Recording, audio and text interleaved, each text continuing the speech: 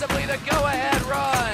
Here's the play, they're going to lob it to home, and it gets down, and he's out at home. Here comes the throw, play it third, and safe. Pitch, and this is hit hard. This is going to left field. This one is back, and it's out of here. Welcome to the Adelaide Shores Baseball Complex, Bennett Field, for some Super League action. Second game tonight between the Carp and the Sweet Amber Ale Clippers. Fraser Fife here with Rob Ushy for this game, and we are just about ready to go. Not a whole lot of lead up for this game, but two very interesting teams as we're just past the halfway point in the Super League season, Rob. Yeah, we're back here. Carp on a 3-game win streak, are creeping right back up to the top of the order. A win tonight puts them at the top of the ladder. Clippers got their first win last week. They're trying to get themselves back in and avoid getting swept out of the playoff race in the last few weeks. We got Tyson McKee ready to make the first pitch to leadoff hitter Dylan Brammer. Fastball right down the middle, strike one. And Tyson McKee been a rather steady part of the Carp rotation over the course of this Super League season, as he's managed a 5.4 ERA over 3 1/3 innings, and he has done a rather commendable job, which is why he gets the ball here to start off this game, going against a tough part of the top part of this lineup, as that pitch not going to quite have the direction and go all the way to the backstop. Pitching the last couple of weeks, the Carp are working on back-to-back shutouts. Their pitchers, they've kind of run through them an inning at a time. A bunch of young kids that are going up there and getting the job done. Today they have their hands full with a refueled Clipper lineup. Dylan Brammer leading off here. Shortstop, we got second going to be the DH tonight, Theo Lecmesh. Terrell Joyce, the left fielder. Evan LeBlanc, center. Jordy McCardle back in the lineup at third as Brammer lifts the fly ball just over the second baseman's left shoulder for the first out of the inning. After Jordy McCarter will be the catcher, A.C. Carter. Carl Hoschke back in Adelaide, gets his first Super League action, takes over in right field. Dakota Thompson back at the Keystone corner, third base, and Sam McGarry, second baseman, to round it out.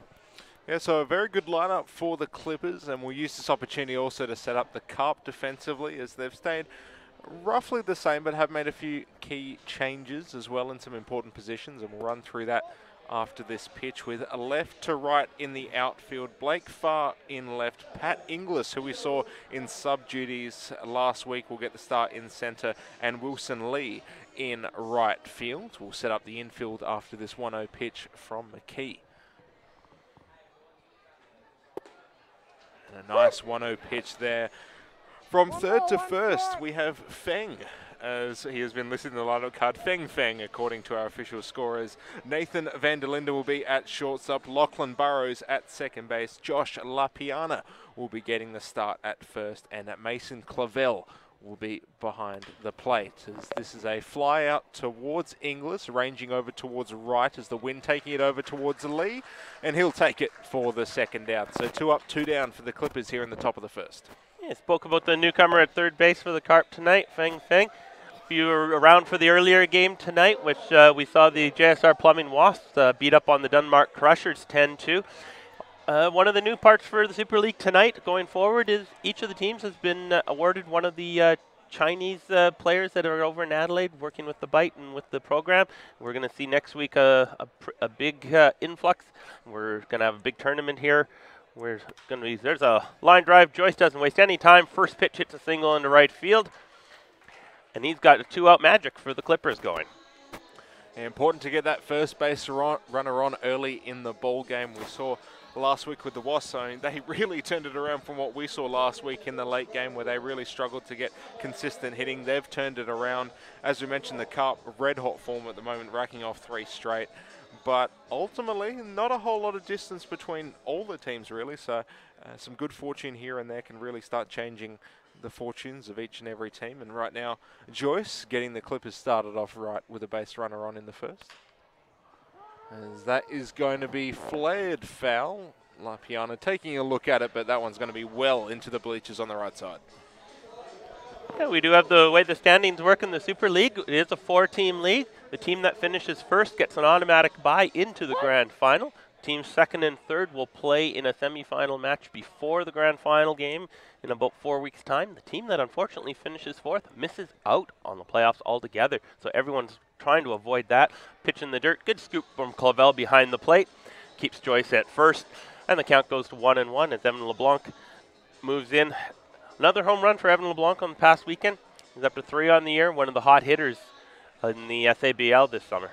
Yeah, so far hitting .417 in the Super League over 4 games, .667 slugging and a .462 on base.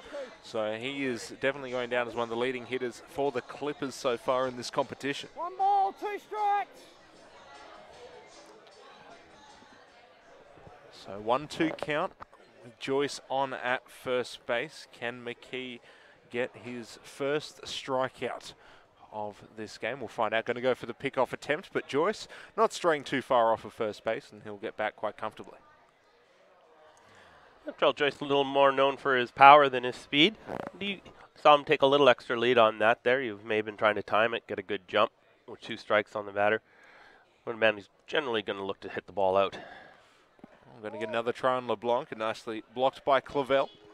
So evens it up at a 2-2 count, 2 out. Clavel getting a little bit of a workout tonight to start this game. A couple balls in the dirt. He's had to block with a man on base to avoid getting him into scoring position.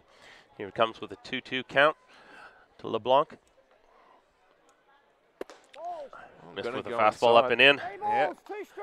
Again, nice pitch there, but good job by LeBlanc to lay off. So with the full count, runner will be off at first.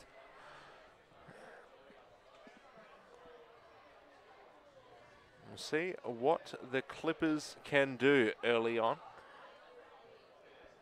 So here is the payoff pitch from McKee. Joyce is off, gets a good run. Pitch is going to be close, but ultimately LeBlanc will work the walk as they get their second straight base runner on here in the inning. And that means the lineup is going to continue on. And ultimately, it's going to be Jordan McArdle who is up next. So a big bat right in the middle of this Clippers lineup that can do damage. Clippers lineup is full of big bats in the middle. Terrell Joyce with the single. Evan LeBlanc's got the big bat. He earns the walk there. Jordan McArdle, big bat from the left side. Don't get much space when you got A.C. Carter coming up next, and then Carl Hoschke after it. Dakota Thompson. It's a lot of power, a lot of home run threats. So the Carp are going to have to navigate the batting order a little bit. McArdle drives that one deep to right field. That ball is going to go up and over the right field fine. First pitch, 3-run home run, and the Clippers are off to a 3-0 start. Well, you were talking about power there, Rob, and ultimately, McArdle just showed us on that first pitch. He was not waiting around. He saw dead red. He took it over the fence. And now the Clippers with a early 3-run lead here in the top of the first. And the crowd loving that one. So a bit of a shock to the system for Tyson McKee as we get another look on the black chrome replay. You have to hit it pretty hard at this ballpark to get it over the fence, and he hit it well and true. And we see a nice little stroke from left-handed Hayden McArdle. Took a quick second to wash that one. He knew he got all of it, and then he had his little sprint around the bases. And now Tyson McKee's going to have to go back to work here, down 3-0, with a couple more power hitters coming up. Well, now it is going to be Alex Carter, and first pitch will be in for a strike. And Carter, someone who has extra base power. We haven't seen a whole lot of course, home run power, which is difficult to show off at this ballpark for sure, but definitely has power to hit it into the gaps and has enough speed around the bases to take that extra base when it shows up. A nice breaking pitch by McKee there. Been working early with the fastball and now just starting to show a little bit more of his repertoire. Yeah, good curveball inside. Buckled Carter just a little bit. Looking for something better to drive, but now with 2 strikes, he's going to have to open his zone a little bit, give the advantage to McKee. Well, working with 2 strikes, trying to find that put-away pitch. Carter hits this one hard towards left, ranging over, will be far. Doesn't quite have the same distance as McArdle, so it will be the fly out to left to end the inning. But the Clippers get 3 runs across the board to start themselves off nice here early on in this late ball game. And we get another look at that McArdle home run. So now it's going to be up to the Carp. We mentioned red hot so far in this Super League season. They've shown that their offense is not to be trifled with, but now they're in an early hole. They've been one of the teams that have adjusted as each of the nights has gone on.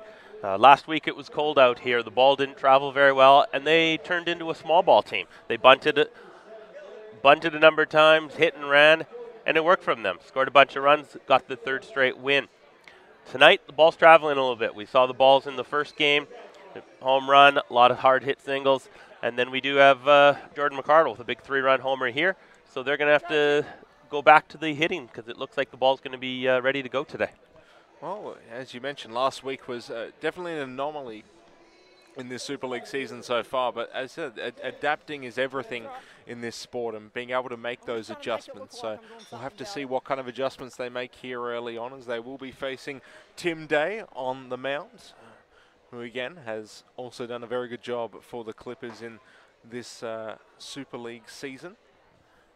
But looking at them defensively, which we'll use this opportunity while the Carp are getting ready to roll through defensively for the Clippers, as it will be Terrell Joyce in left, Evan LeBlanc in center, and Carl Hoschke in right field. Dakota Thompson will be at third, Dylan Brammer at short, Sam McGarry at second base, Jordan McCardle at first, and Alex Carter behind the plate. So defensively, again, both these teams very solid, but ultimately not a whole lot to separate them at the moment other than that 3-run shot by McCardle. So we'll have to see what these teams can do, but ultimately the lineup that we're working with, I mean, Nathan van der Linden leading it off, Josh LaPiana, who we saw pitch last week, he's been a recent addition to this Carp lineup, but has been productive, and then Curtis Mead rounding at the 1-2-3 to start us off. Solid contributions from all those players. Yeah, we've seen Josh LaPiana, first appearance last week. He was picked up in the mid-year marquee draft. First year out in Adelaide, he's with the Adelaide Angels. He's a two-way pitcher and hitter. He's hitting over 400 in the SABL, so you do have to be careful with him. And Curtis Mead, the DH tonight in the 3-hole, only batting a cool 720 or so in this league, and only going up with every at-bat, it seems to appear. So last week, I mentioned he was hitting 714. Unfortunately, he's gone down to 700. Oh, that's devastating. So Tim Day starts with a curveball. He's going to have get to ahead 0-1. I mean, Nathan van der Linden, who's currently in the box at the moment, he's hitting 286. He's got a 375 on base at the moment. So he'll be looking to get the Carp started with a base runner, but as we've seen from Tim Day before, likes the breaking pitch. That's definitely his main pitch that he works with, and everything else works off of that. So if he's got his breaking pitch working tonight, going to be very difficult to solve.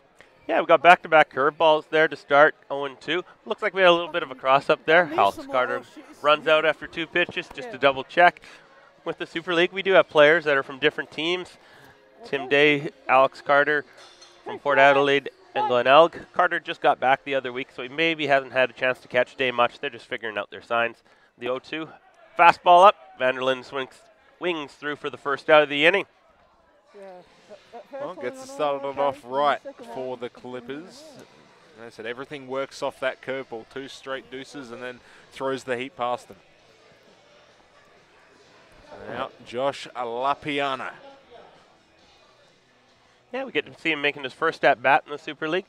In the earlier game, we saw a lot of firsts.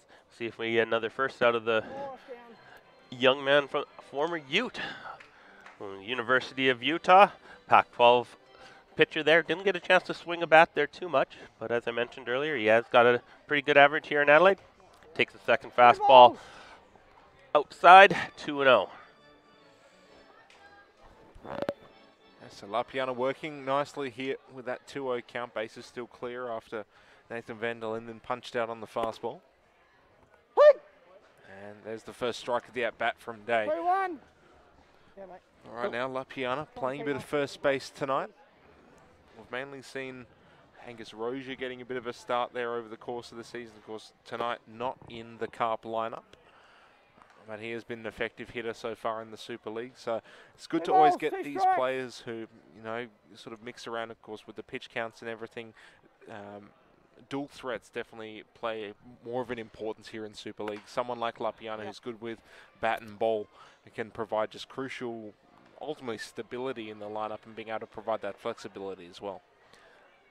Certainly teams when you got rosters of 21, 22, and as of today, I mean, bite season starts tomorrow, so some of these guys probably are on a little bit of rest days today.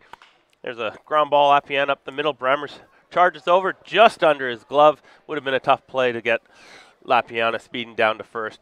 And we're going to have looks like an infield single, but it rolls out just under the glove.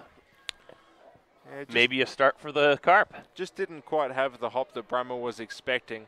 And as you mentioned, with the hustle that he was going to have to throw that ball under pressure, it was going to be difficult to get Lapiana at first. So tip of the cap is now the Carp have their first base runner on for one of the hottest hitters in Super League, Curtis Mead. Yeah, the DH tonight. I mentioned Angus Rozier getting the night off tonight. Earlier, Steph Welch. Curtis Mead still playing, but he is in the DH. Doesn't have to play defensively. As the Adelaide Bite season does start tomorrow night in Brisbane, as they battle the three-time defending champions. This will be a tough start. They'll see some familiar faces, and we'll see some new ones. For anyone that was out on Friday night and saw the All-Star game between the Super League players and the Adelaide Bite, there's a lot of new faces on that Bite team. They're going to have a little bit different in that atmosphere. A lot of guys that can run. You definitely want to check out Mikey Reynolds. He's got some pop in his bat, and he can fly, the new shortstop. Yeah, I feel like shortstop's been one of the positions of luxury for the Adelaide Bite over the past couple of seasons in the amount of quality they've had in those positions. I mean, someone like Jordan Cowan, who was here for a couple of seasons over the course of the Adelaide Bite history, and now Curtis Mead, who starts in that second base slot as he takes the walk, but as you mentioned, DHing tonight, so doesn't have to worry about the defense and gets on via the base running. So I have to see if the Carp can capitalize early on in this opportunity, as it will now be Feng stepping in for his first at-bat. Yeah, we'll see if there's a little bit of pressure on the young man. First game, getting put in the 4-hole, and he got runners on with his team down 3-0. He's on the first fastball he sees, fouls it straight back. Probably give his bat a little smell there, smell a little wood. He knows he just missed it, and Tim Day might want to be careful. Someone he hasn't seen before, but from that first swing, he might want to watch out where he puts this ball before this game could be tied right away.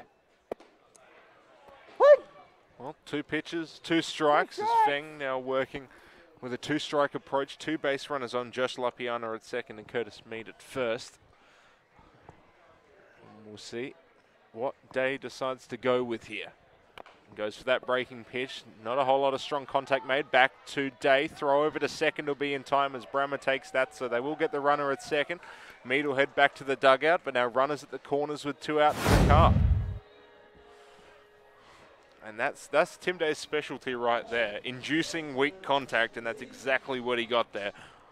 Does a great job mixing up his pitches, has a very good curveball to go with his fastball. He spots up, in, out, up, down, so wherever the catcher wants it, he's going to put it.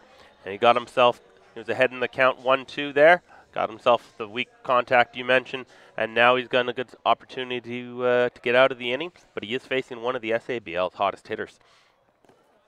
Another 2 home runs for Wilson Lee as Sturt won big on the weekend. He's up to 5. Struggled a little bit here in the Super League, but when you know someone's swinging as hot as he is in the weekend, you always got to be careful on a night like tonight. Yeah, Wilson Lee hitting 250 so far in the Super League, has a 313 slugging and a 294 on base. So hasn't quite put up the same numbers as what he has in the SABL, but ultimately, I mean, you can't really expect that over the course of multiple competitions. So Wilson Lee doing his job so far, but would probably like a little bit more pop in that bat, especially in a situation like this, 3 runs down here in the bottom of the first. Tries an aggressive stroke there, just gets over it, and going foul down that third base line. Yeah, Tim Day 1 pitch away from getting out of a little bit of trouble here. His team just put up 3 runs for him in the first inning, get him that 3-0 lead. He's got a couple guys on. He'd like to get out of here and hold it there to keep the momentum on his side. Well, 1-2 pitch, going to be down in the dirt, nicely blocked by Carter, or runners holding up. We've seen a couple of interesting pitches, Mason Clavel and Alex Carter getting some tough breaking pitches, which they've been able to block really effectively and stop those base runners from advancing.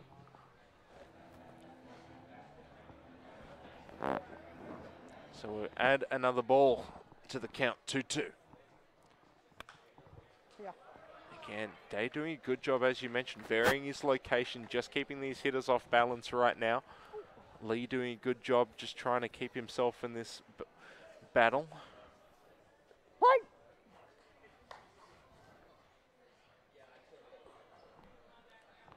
And Day got something he likes. Another chance at the 2-2, goes fastball high. And here we go. Full count, payoff pitch with 2 base runners on. Runner at first, Feng's going to be moving on the pitch. So something in the gap, he has a chance to score. Cut it to possibly a 1-run lead only. We'll find out. Day going to go with a fastball, gets them looking. Lee goes down, an opportunity goes begging, and we head to the top of the second with the Clippers leading the Carp 3-0. You're watching the Super League. We'll catch you after the break. Black Chrome is the official partner of Super League Baseball Adelaide. Head to the Black Chrome website to view the new range of custom baseball apparel and see why so many teams are choosing to partner with Black Chrome. She got 2 little horns and they give me a little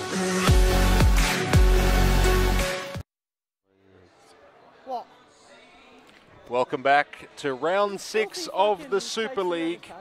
Clippers versus the Carp, as the Carp couldn't get any base runners home after they got runners on the corners, but Day with a good pitch sequencing able to get himself out of the inning, and now it'll be up to the Clippers to continue their good run of form as Carl Hoschke, Dakota Thompson and Sam McGarry will be the 7, 8, 9 due up here in this batting order.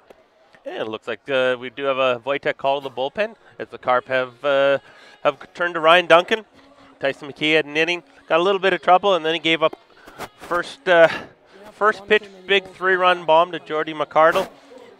Got himself out of the inning, but damage had been done, and now the Carp are going to turn to Ryan Duncan here to try to keep the lead right where it is and give his team a chance to come back. You do see the clock ticking down. We had 88 minutes, so we do have lots of time left, but it is one of the rules of Super League. If you're new joining us on Wednesday night, tuning in, or from what I hear, Fridays on the tape delay, sitting in, enjoying yourself for some late night action. Mason Clavel with another great block. Now Ryan Duncan, 5 innings over the course of his Super League season.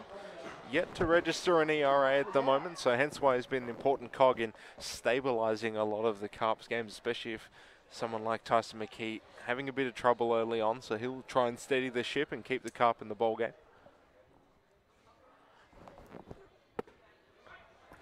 Nice pitch there to Hoschke, evens up that count, 1-1. One of the fun aspects here we got in Super League, we got teammates against each other again. Ryan Duncan, Carl Hoschke, both players for the East Torrens Red Sox of the local league, but also do in the winter play together. Big swing and a miss, 1 and 2. Both play together down in Queensland in the Winter League, where they just won a championship. So now they're facing each other and both looking to have a little bragging rights for training later this week. Yeah, most definitely. Well, currently the advantage is with Duncan, 1-2 count.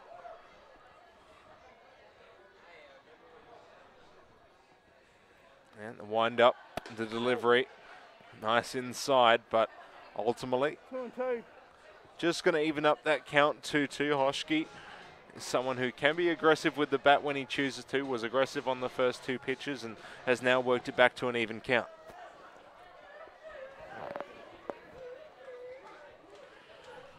We're not playing a huge factor here tonight either. Definitely the temperature's down, not as much as it was last week, as I think you were freezing yourself, Rob. As speaking of freezing, Hoschke's going to go down on the strikeout.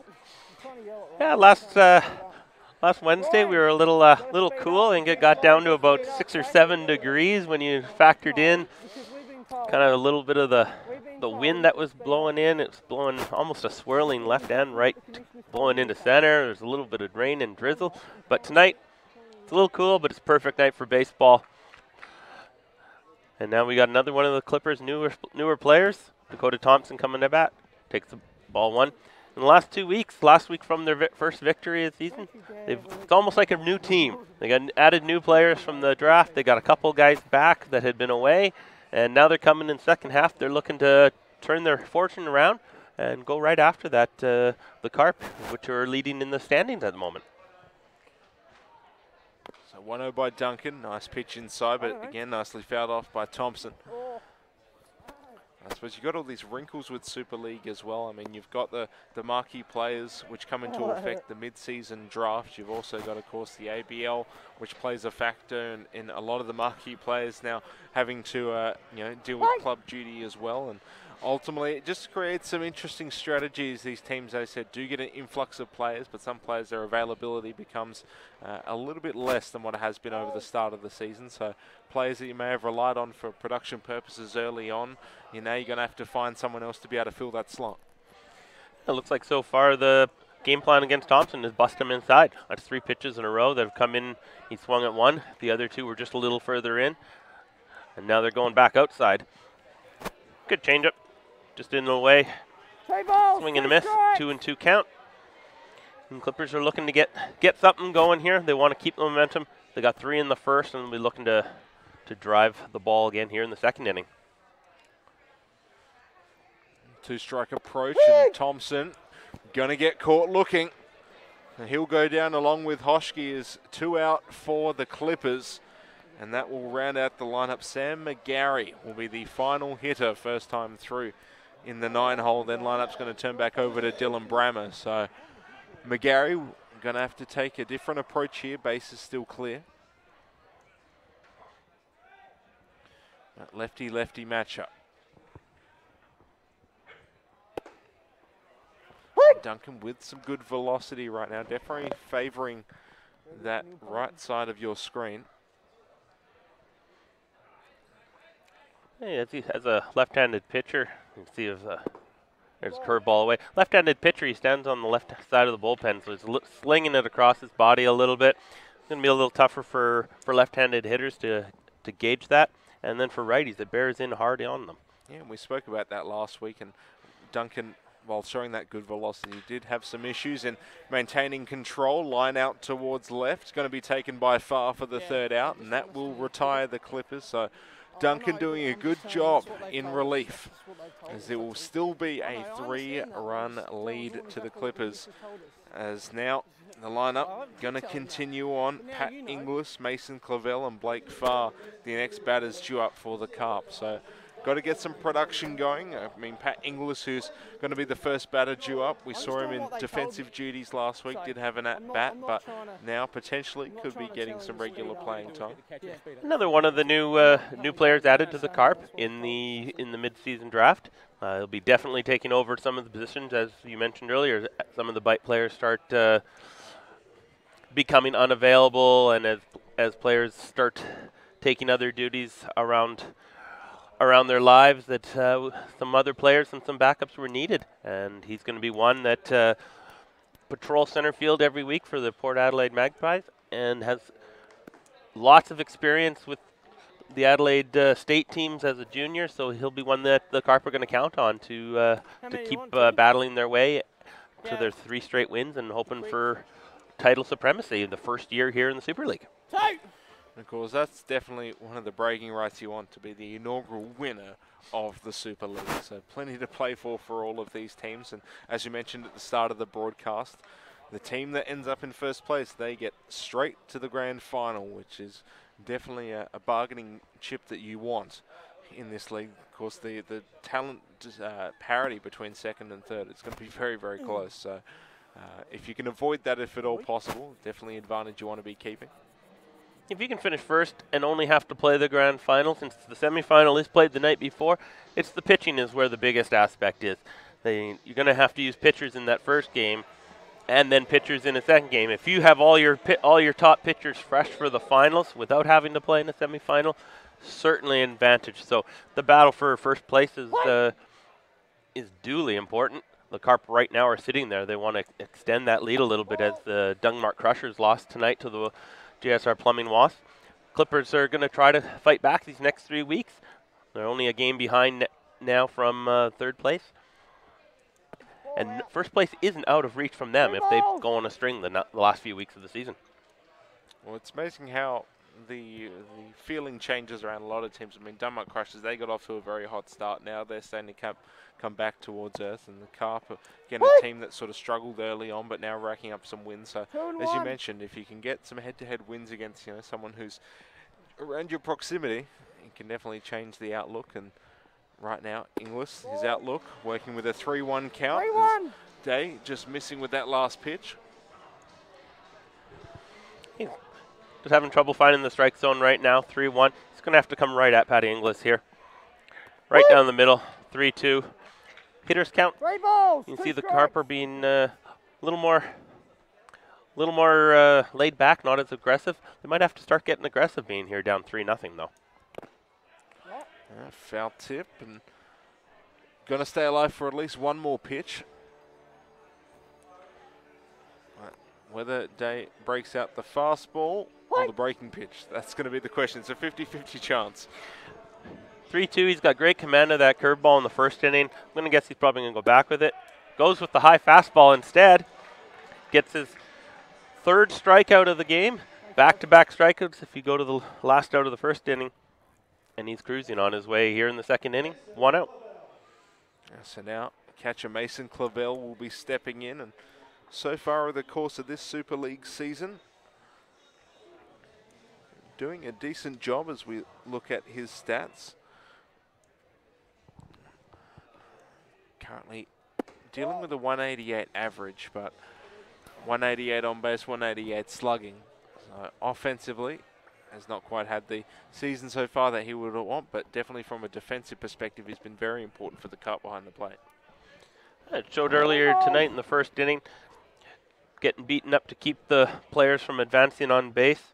Unfortunately for them, it didn't matter as McCardle launched the ball. There's a big swing by Mason Clavel, trying to get off the side a little bit. He's had the big swings every game, but the contact just hasn't quite been there. He's been getting jammed and just getting off end of bat. He's looking to drive a ball. There's another big swing and a miss. Even the count 2-2. So Day working with that fastball very effectively.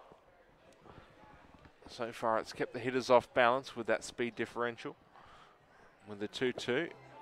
Going to try on the outside corner, and again, nice job by Carter just to keep it from getting away. Not that there's any base runners as a threat, but now going to work it to a full count, 3-2. 3-2. Yeah, it looks like the Clippers do have action down in the bullpen there. The 3-2 pitch from Day. Fastball, another swing and a miss. 3 straight strikeouts to this inning. 2 outs. Well, he's doing a good job so far, definitely by the strikeout measure as Day, other than giving up a couple of full counts. He hasn't really surrendered any walks, any strike, or definitely many strikeouts, but no hits is the important thing for the Carp so far, as they're almost through this lineup. But will now be Blake Farr. Lachlan Burrows in the on-deck circle, then lineup turns back over to Nathan Vanderlinden.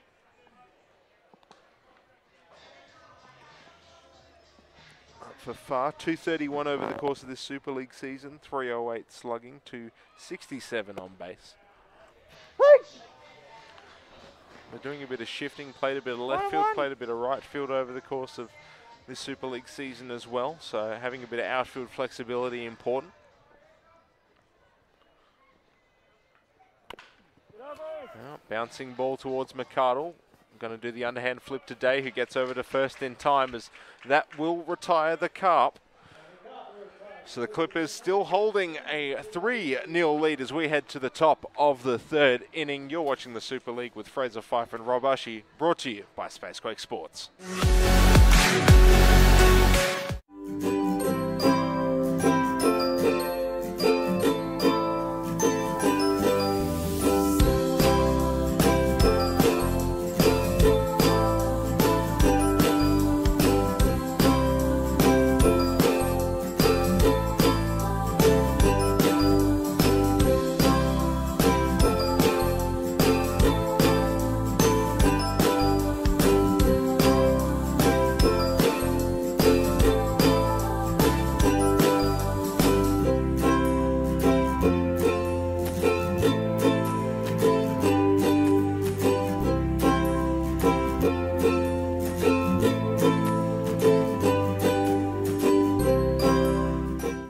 Specialised knowledge, ability to deliver and professionalism are keys to our successful relationship. A friendly and experienced team. She got two little horns and they're giving me a little bit. Welcome back to Super League Baseball, brought to you by Spacequake Sports. Clippers versus the Carp in this inaugural Super League season. And Ryan Duncan still on the hill for the Carp. Lineup turning back over for the Sweet Amber Ale Clippers as Dylan Brammer will be ready to step up for his second at-bat. All right, Duncan in the second inning of work. We do have the Super League rules. Pitchers do get 6 outs or 40 pitches. Quick first inning for him, 2 strikeouts and a lazy fly ball. Held serve. He's got to keep his team in it. As he's down 3-0, he'll be looking for another clean inning. But with the top of the order coming up, it's going to be the power of there's a ground ball. Just misses the bag. First baseman Josh Lapiana. Josh Lapiana, one of the new players for them. It's eluded me what his name was. Sorry. Fields it, just touches the bag for an easy first out of the inning. Unfortunate there for Brammer, just missing that, because we know the type of power that he has, and hence why he's in the top part of the lineup. But so far, 0 for 2. Theo Lakmesh now stepping in for his second at-bat, and has a very distinctive helmet to work with. So. Yeah, product of the Woodville Senators of the local league, but he is from France. Plays for, follows one straight back, plays for Savigny-sur-Orge, the Lions, Les Lions, in the French Elite League, and he is also part of the French national team. Well, definitely a man who can swing the bat a little bit. So 0-2 count, 1 out after Brammer grounding out at first. And hit towards the gap, left center, ranging over will be Inglis. It's going to be Farr who takes this one in the end. Both of them had lay claim to it. But ultimately, quick 2 outs here for the Clippers. So yeah, Duncan doing his job. He's got 5 outs here. He's been out away from his two clean innings. But it's exactly what Coach Green needs out of him today. They gave up 3 in the first, and they got to hold it right where it is, give their offense a chance to get them back in the game. So now Terrell Joyce. He's aggressive, and that one going to be fouled back to the backstop. 0-1 count. Joyce able to get on base last inning, and last run through, I should say, but ultimately couldn't do a whole lot of damage on the base paths anyway, thanks to Jordan McArdle hitting a bomb down that right side. We'll see if he can get something going towards the left, and Duncan again favouring that right side of the plate inside to Joyce, and just going to get away. Yeah, continuing to bust the right-handers inside, hard on their hands. Doesn't want to let their big hitters get any extension where they can do some damage with the baseball. There's the 1-1 pitch. Another one hard on the hands. Terrell has a big home run swing there, just came up a little short. Down 1-2.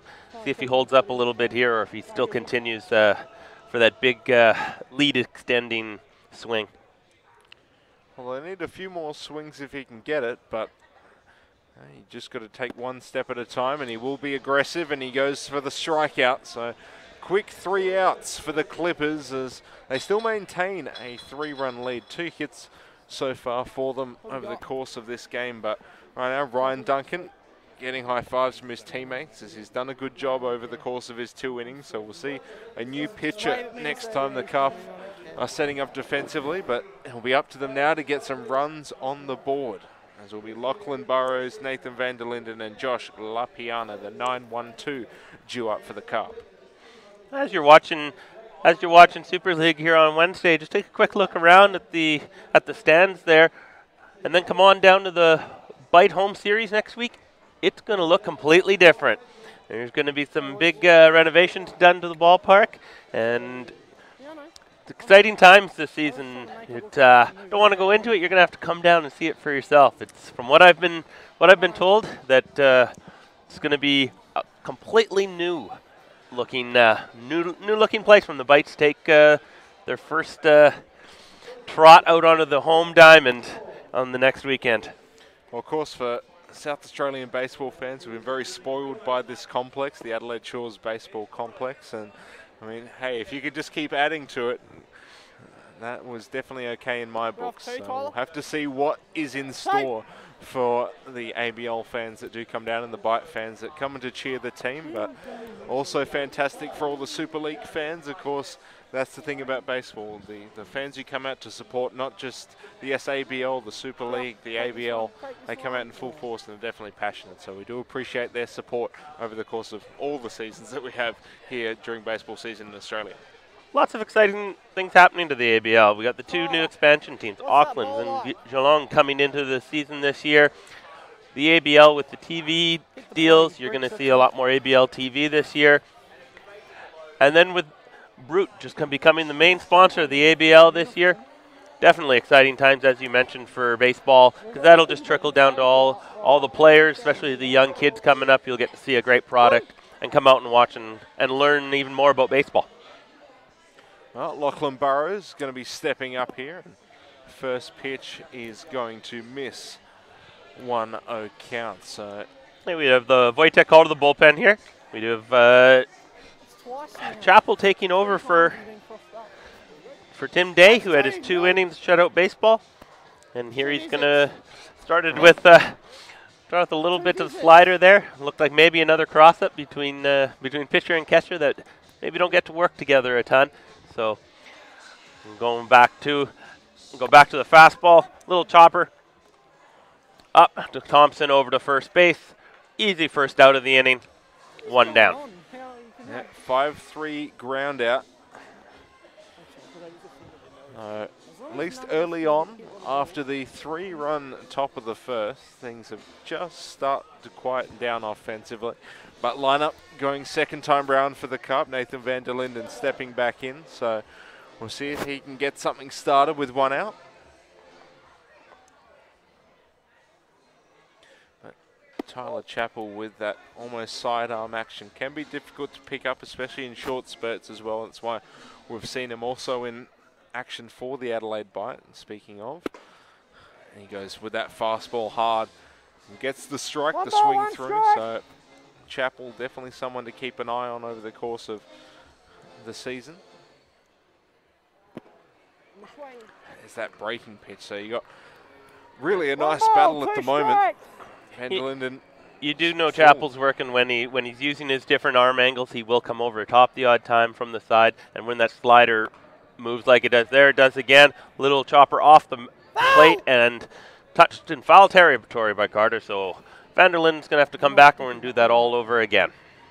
I mean, with Van der Linden, those past couple of pitches, he has not been able to really get a good footing. He's really had to reach out just to try and make contact on it. So just shows that Chappell has a lot of break on that breaking stuff. Hey, he's come out from the last couple with some slow sliders, a lot of movement on him. Got him to swing high with a fastball. First at bat, Van der Linden chased upstairs. We may see the thinking of Carter going back upstairs with another fastball. 2 balls, 2 strikes. Evens it up at a 2-2 count, 1 out. As we mentioned, base is still clear at the moment, but one swing could really just start changing momentum. See, Van der Linden, definitely someone who can get something started, hence why he's at the top of the order. But right now, 2 of the more productive hitters in the Super League, in Van der Linden and Brammer at the top of each respective lineup, and so far haven't quite been able to get the production early on. Take that. Good battle here by Nate. Fouled a couple balls off. Got it up to 3-2. Looking to get a little something going for his Carp team that's down 3-0 here. We got to start with the base runner. Payoff pitch on the outside corner, strike 3. Great job by Chappell painting that one. Again, right now for the Clippers, they've definitely had many of strikeouts to add to their pitching tally, and the Carp really haven't had a whole lot of response. Currently no hits for them on the scoreboard. They've been able to get a base runner on at the very least, but potentially something here is Lapiana going to line this one straight down the throat of Evan LeBlanc, as that will retire the side. So with that, we head to the top of the 4th inning. Still a 3-0 lead in the Clippers' favour. We're going to head to a break. You're watching the Super League.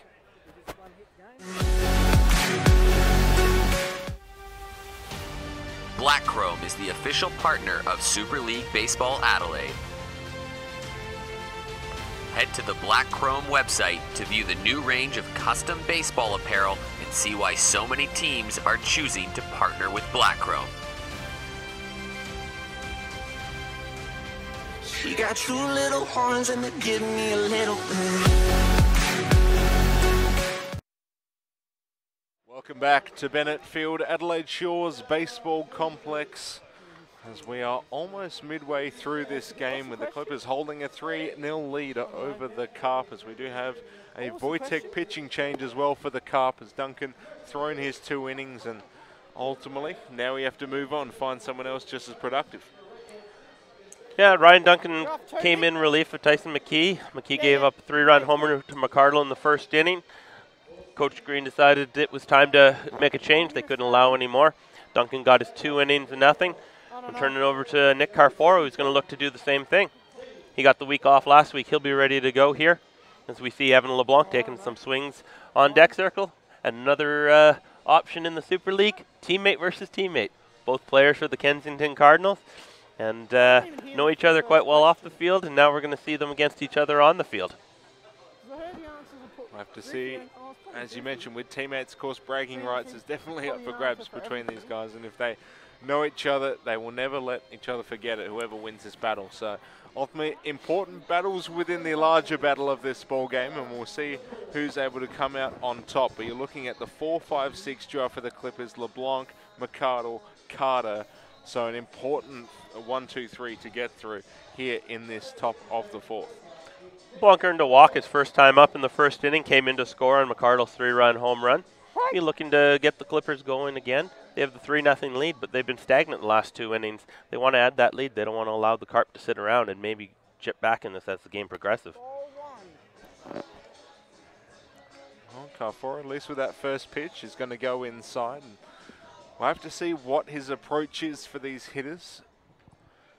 As LeBlanc, as you mentioned, definitely a talented hitter, leading the Clippers in hitting so far in this Super League season.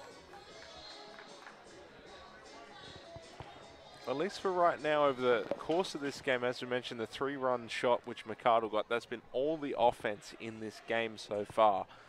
Other than that, credit's got to be given to both of these pitching staffs in being able to keep these lineups in check, and not a whole lot of defensive miscues either. I mean, they're not having to deal with this tougher conditions as they did last week, but still, with the way that this season goes, and ultimately all the changes which need to be made, getting that consistency defensively is very important. 3 balls, 1 strike. Carforo falling behind 3-1, maybe showing a little bit of rust from having the week off. Going to have to come in with something here to one of the more dangerous hitters in the Super League, LeBlanc. 3-1, he's in the spot that he's going to get something, and you know he's looking to swing the bat. Well, goes 3-1, going to miss low and outside. So LeBlanc works the walk and gets on base. So now it is going to be Jordan McCardle, who we saw it last at bat. Went first pitch yard. Yeah, I didn't waste any time for waiting around for a pitch from Tyson McKee. Found the one that he wanted early, jumped all over it, and drove it out of here in less time than it took the right fielder to get to the wall. Well, he's got a base runner on as well, so Carforo going to have to work from the stretch. We'll have to see if McCardle is going to be as aggressive this time round.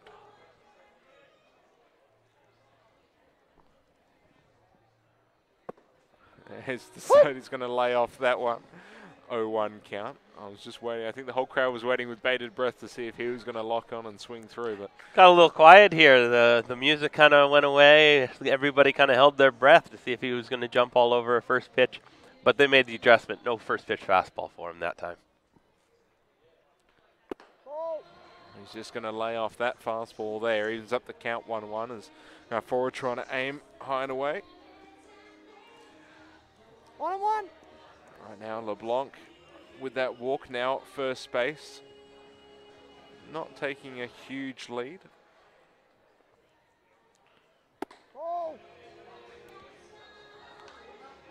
Say all the Carp pitchers have really been favouring that outside to the left-handed hitters and inside for the righties respectively. So they're definitely not afraid of working outside and really favouring that side of the plate.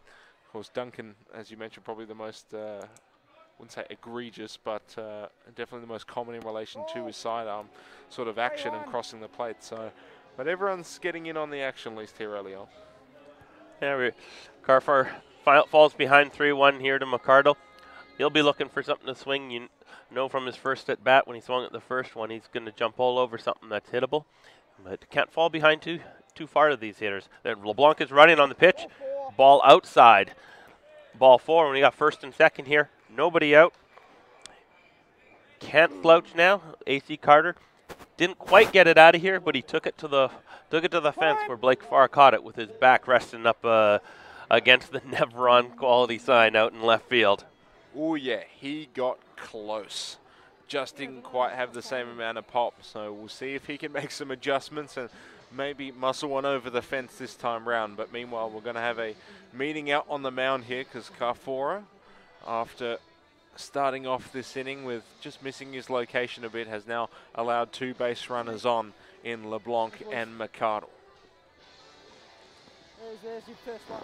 First visit tonight, mate. But important for him, I mean, he's got to find his location and has been able to work himself into some competitive counts, but hasn't exactly found the put-away pitch that he needs. And right now, this is not the opportunity he wants to start struggling. So important to go out there, just calm him down and see if he can attack this next hitter in Carter. Yeah, pitching coach Nick Hutchins goes out, try to calm Carfora down a little bit, go back attacking the zone. He is one pitch from getting himself out of trouble if he can get a ground ball here. There's fastball right at the outside corner on the knees, getting ahead. If he can get a ground ball, then turn a double play, and then he's got 2 outs, and then he can get out of the inning unscathed.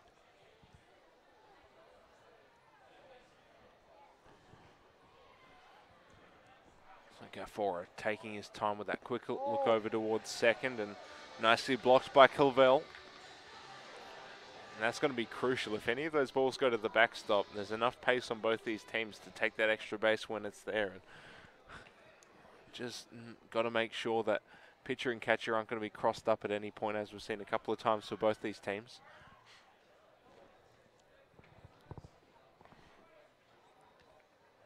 A 1-1 count. Pitch inside. Just brushes the belt buckle almost of Carter. Yeah, it might have been an inch or 2 away from really having some trouble there. Bases loaded, nobody out would definitely be trouble when you're already down 3-0 as the game gets in the last 3 or 4 innings here. A hard hit ball towards the gap. It's going to drop in front of both fielders. Both of the runners are going to take the extra base. LeBlanc's going to round third. He's going to end up comfortably touching home plate. Carter's going to stay at first. McCardle's going to stay at third, and ultimately the Clippers at another run as they now make it 4-0 here in the 4th as we get another look on the black chrome replay. Just a nice hit the opposite way for Carter. And now for Carfora, again, going to have to try and find his location here with base runners on. Not out of trouble yet. Runners on the corners, nobody out. And you see Carl Hoschke struck out his first time at bat. And we are going to have a pitching change here. Carfora couldn't quite get out of the inning here. We're going to go, looks like it's going to go to Tom Norley, the left-hander from Golden Grove. And maybe the rust was a little more of a factor tonight for Carfora, getting the week off last week from the Carp as they were able to get through with all the younger pitchers last week, running away to their victory. This week he couldn't quite did it, didn't get it out, and men on base are still his responsibility. Yeah, ultimately a relatively short leash, but again in Super League you got the pitch count to worry about as well. And as you mentioned for Carfora, just been struggling with his location, potentially rust playing a factor, but the Carp can't afford to let this game get out of hand, and so they have gone to Norley in this case, thanks to Wojtek. With base runners on first and third, as we mentioned, with McCardle at third and AC Carter at first. 2, Carl. Yeah, one of the rules of the Super League is it's with the speed up rules. You do have runners for the catcher. So we do have Phil Acosta, who's come in to run for AC Carter, so he can go back in the dugout, grab himself a drink, and get his catcher's gear on. It's too quick for me. Certainly an upgrade for the Sweet Amber Brewing Clippers. Phil Acosta, one of the faster runners in the South Australian Baseball League. You might be looking for him to run early here and stay out of a double play, and possibly for the Clippers to put a nail in the coffin of the Carp early. Now Carl Hoschke up. He has some power. He's familiar with this ballpark, having played with the bite over the past couple of seasons. So we'll see if he can do damage. But finally some more offense that we've seen in this ball game. So first pitch, going to be a nice breaking pitch, and catches the zone for a strike, 0-1 count. Good curveball to start. Hoschke was looking more for the fastball, maybe something to jump on there. Norley went with a curveball.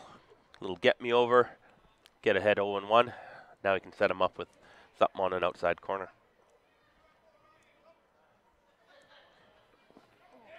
And there's that pitch to the backstop. McCardle's going to go for it. Play at the plate. Tag is going to be called safe. He gets in, scores another run. Meanwhile, base runner at first, going to end up at second, say thank you very much. And the Clippers had one more. Yeah, as we can see on the Blackcomb replay here, Clavel quick flip and the tag just a little bit late. McCardle gets his right foot in onto the plate before Norley could lay it down. Cost up to second base, still nobody out, 1-1 count, and the Clippers are looking to add on some more. As you mentioned, Acosta showing that speed, but not necessarily needing to use it with all the focus at home plate.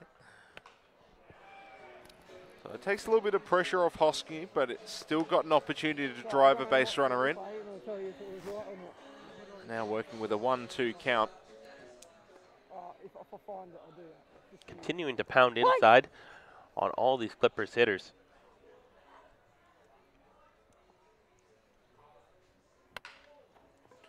I'll pop up towards center. Inglis ranging on it. It's going to be a tough one. Going to drop in front. Acosta's going to go to third. Strong throw is not going to be quite on line.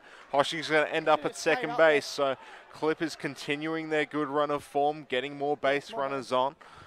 Not exactly a hard hit, but dropped right where the fielder just couldn't get it. Perfectly placed by Carl Hoschke in center field. Inglis did a good job to delay Deke Acosta in to think that maybe he was going to catch it. I think if the throw was a little bit on line instead of hitting Acosta in the back of the leg, then he may have had a chance to him. But second and third, nobody out, and Dakota Thompson up to bat. They're going to move the infield in. Great opportunity for a player in his second year here in Adelaide to make a name for himself against the first place Carp.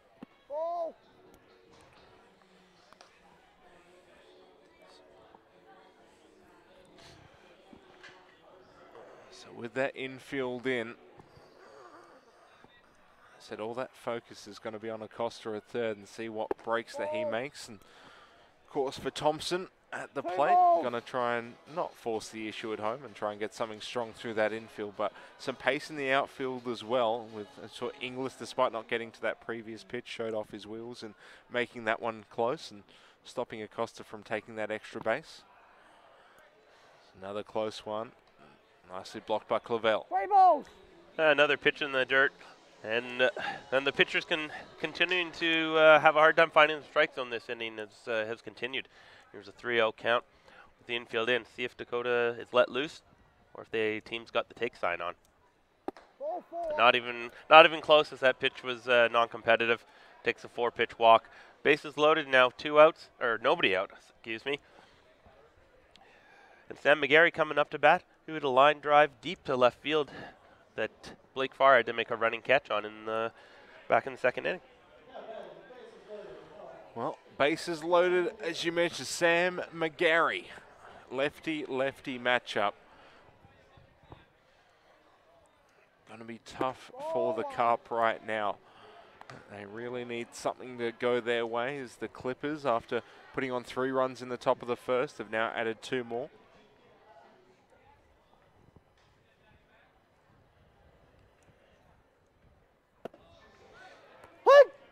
Nice pitch by Norley there, just to switch things up a bit. Back-to-back curveballs there. The first one just missed a little bit up, and they went back to it on the second one. He had found a little more command on that one for a perfectly placed on the outside corner to even the count at ones. Well, bouncing ball back to the pitcher. Norley going to have trouble picking it up. They're going to get the throw over to first, but ultimately Acosta will score. Clippers add 1 more. Now make it 6-0 as we get another look on the replay thanks to Black Chrome. Norley just having some trouble getting that ball in the hand to make the throw, and with Acosta's speed, as you've previously mentioned, was going to make it tough. So taking the safe out at first means runners still at second and third, but ultimately they would have loved to have get the run out at home and then hope for the double play after that. Norley got exactly what he wanted. A slow little roller back to him for a double play, but unfortunately just couldn't find the trigger on that ball. And he's going to have Dylan Brammer, 2-time Caps medal winner now, leadoff hitter up to bat, infield back in. There's still only 1 out. It is 6-0. This could get real ugly if Brammer can find a gap here. Well, Brammer going to be aggressive and foul that one off. But that'll be for Brammer over the course of the Super League season anyway. Hasn't quite had the production that he's probably used to. 214 average over the course of this season, 286 slugging and a 313 on base. Considering, yeah, as you mentioned, dual caps medalist, definitely a prominent figure within the South Australian Baseball League, and just hasn't quite translated. So if he can get a big hit here, maybe just start to get that average up a bit. But now currently working with a 1-1 count with 2 base runners on. Decides to be aggressive yet again, but can't quite make solid contact.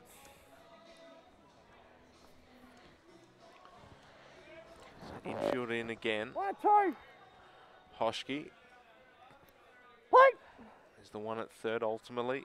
Thompson at second.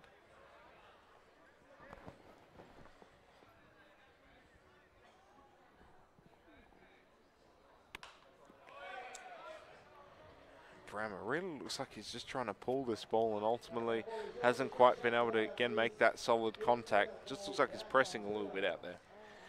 Pressing a little bit. We saw it in his first couple of bats with a lazy fly ball to second, pop up to second baseman, and then ground ball to first baseman La Piana.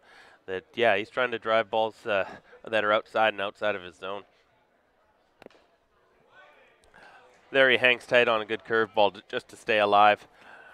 Keep the count 1-2. He's looking to just battle here. Hopefully hit a mistake, hit something deep enough to the outfield to at least get a sacrifice fly for his team. So Norley searching for that strikeout or that ground ball double play. And Brammer doing a good job keeping himself alive in this at-bat. He's fouled off the past few. Hasn't quite been able to get that solid contact he's looking for, but he's making Norley throw a lot of pitches.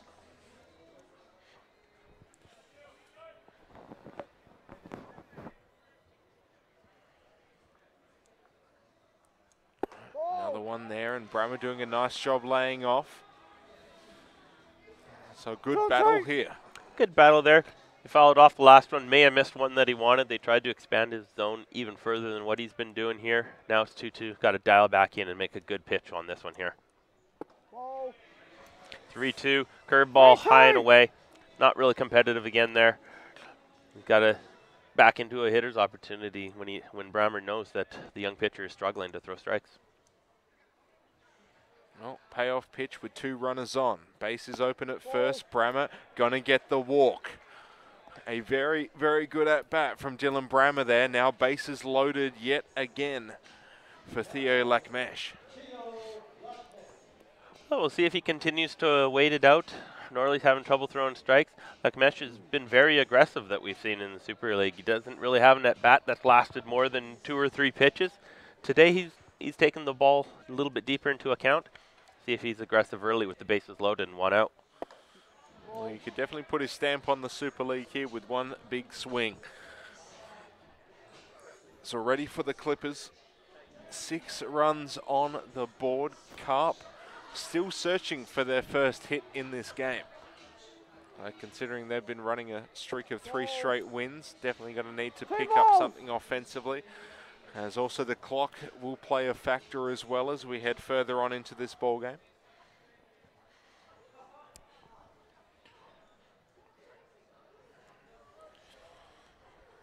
Norley going to work inside, and again, pitch is going to miss the zone. 3-0 count. Going to have to be aggressive here. You'd be licking your lips if you're like Mesh. Yeah, Norley struggling to throw strikes right now. The bullpen is up for the Carp. And he misses low and away. 4 straight. Some of those fairly uncompetitive again. And we got a walk for an RBI. And we're going to see Paul Green making another trip to the mound. And we are going to have a pitching change, as it's going to be a Wojtek call to the bullpen. As it looks like they're going to go to another youngster. Number 2, Nick George, is going to come to the mound. We've seen him playing second base a couple times, but this will be the first time in Super League that we're going to see him as a pitcher. Well, should be interesting as Norley will be, again, ball taken from him. He'll head to the dugout. Carl Hoschke, the runner who scored to make it 7-0 in the Clippers' favour. Ultimately, after the start that they got for the Carp and Ryan Duncan coming in relief and being able to throw some solid innings, but now location seeming to be an issue for these pitchers, and just again with the Clippers being able to be really disciplined in their approach and just let the game come to them. It's just allowed them to really start extending this lead. Well, we've seen so far earlier in the first game, JSR Plumbing Wasp exploded in the second inning for 7 runs. Threw a lot of hits, added a couple home runs later, 1-10-2. Here we see the Clippers turning their fates around with a win last week, and now with a 7-0 lead, threatening to really open the door on this one here with the bases loaded, 1 out. Teams and the players, now we're in the back half of the stretch. We got a couple weeks left before the playoffs. Everybody's turning it on a little bit. A little more pressure to put a little bit on the pitchers, and the batters are having better at bats. We're going to see Nick George take over here, and for a young pitcher getting his first taste here in the Super League, bases loaded, 1 out. One of the most prolific home run hitters in Australia probably right now. Chorhal Joyce coming up to bat. Welcome. A trial by fire by any means, but if he can at least come out of this with limited damage, would definitely be a huge confidence boost for him, but he's just going to have to take it a pitch at a time, really. As Terrell Joyce been able to get on base. Hasn't done a whole lot of damage, at least power-wise, but a very, very good opportunity, and he'll be aggressive first up and going to foul that one back into the screen. Now he was hitting first pitch fastball. We know the Carp pitchers this inning have had a hard time throwing strikes. A little battle through. His eyes got big once he saw one, and we'll probably see him take a couple more big hacks here as he's looking to put 4 runs here with a grand slam with 1 swing. Well, going to be hit out towards right. Lee's ranging underneath it. Just going to get it on the line. Runners are going to be tagging up. Ultimately, not going to be much of a play at home, so Thompson's going to get home. Brammer's going to end up at third, and the Clippers add another run, make it 8-0. Yeah, it looked like Joyce just missed an outside pitch. Got enough of it to drive it deep to right field. Wilson Lee throws it into the cutoff. Keep the man at first. Sack fly. And they've batted around. Evan LeBlanc started this inning off with a walk. Comes up now. Men on the corners, 2 out. Well, LeBlanc still with that good opportunity, as you mentioned, runners on the corners. Nick George, potential here. 1 pitch away from getting out of this inning, and I think the Clippers have done enough offensively. They just need to make sure that they can keep the hitters in check.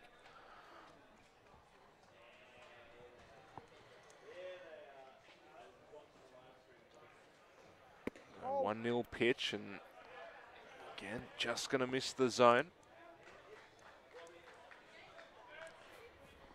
2 balls. We'll have to see what answers that the Carp have in the bottom half of the fourth. Of course, the Clippers, they would love to bury the Carp right now, already up 8 runs and pick off attempt potential here if one can get sent over the fence for a double-digit lead.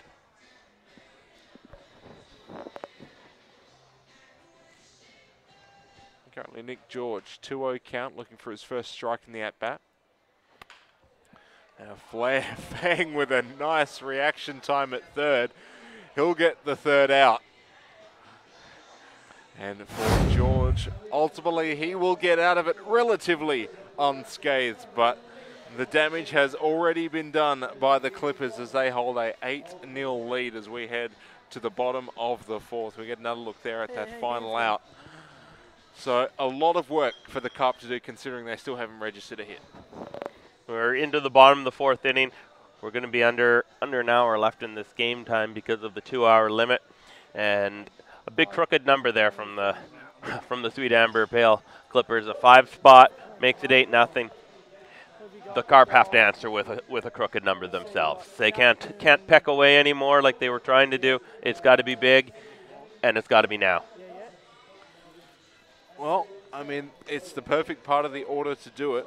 Curtis Mead, Feng, and then Wilson Lee. I mean, that's where a lot of the power is for this Carp lineup. So, I mean, if you're the Clippers, if you can get past this part of the lineup unscathed, it's going to be a huge confidence boost to what they already have. But again, just navigating your way through the middle part of the lineup, that's the key point of emphasis. And right now, I mean, you've got Curtis Mead, as we mentioned, coming into this game hitting 700. If he can get on base, gives them something to get started with, and at least could potentially start something as in a crooked number like you mentioned. Yeah, 700. Batting average stayed where it was. On base went up even more. With a first inning walk, you do have the heart of the order coming up. But with an 8-0 lead, Tyler Chapel's just going to have to attack batters here. You got to pitch like you have an 8-0 lead. You want to get outs. You want to get the game over. As we do see the Wojtek clock, 38 minutes left in the game, or before we can start another inning. So we're on pace to probably get through the 7 innings, unless we have another 5 spot. Maybe the Carp have to answer the one that the Clippers just put up. You know, the Carp have used a few pitches, and we're starting to see, obviously, they've had some mainstays which they've used in their rotation, but now they're going to have to find some alternate options. And I mean, George did a good job in getting those final outs and just being able to settle things down a little bit for the Carp. Right now, I mean, if you're Chapel, you've got a relatively easy job just to stop 9 runs from scoring, essentially. Hardest part that he's going to have right now is the slider just inside. That he's going to have is that he just sat for a while. He just sat for probably about 20-25 minutes with the pitching changes and everything. And now he's got to get back on the hill and find that strike zone again. There's a ground ball. Curtis Mead finds a hole for a leadoff single. And the batting average keeps going up somehow. We're just going to have a batting average watch with Curtis Mead, because so when you're coming in hitting 700 and it went down from 714 in the previous week, I mean, that's when you just get into ridiculous territory. It went down and he went 2 for 3 last week. So it's that's just usually when your average goes up. That's a good day, but that makes your average go down. It's still a good day, but for him, today's 1 for 1 with a walk, so that average is going up. And we got one of the new players, Feng just made a great play at third base here. Had a fielder's choice his first time up. See what he can do his second at bat. And he's had a few of those. He's had a couple big swings. They've put him in the 4-hole, so they're expecting he might have a little bit of pop off that bat in the middle of this order. Well, they need a little bit of pop, but I think more than anything, they just need some consistent base runners. And right now, Curtis Mead on at first. A nice breaking pitch there by. So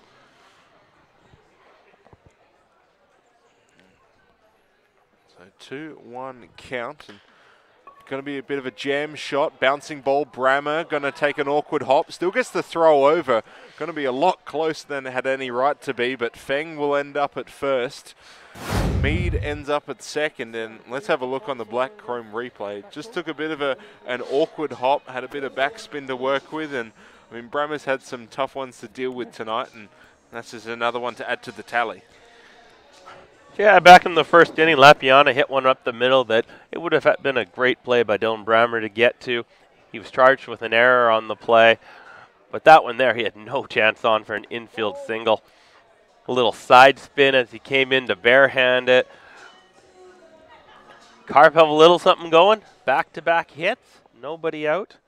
Wilson Lee up to bat, looking to drive the ball somewhere, help his team out, keep the ball moving on the line, so they can answer with the 5 spot maybe that the Clippers just put up.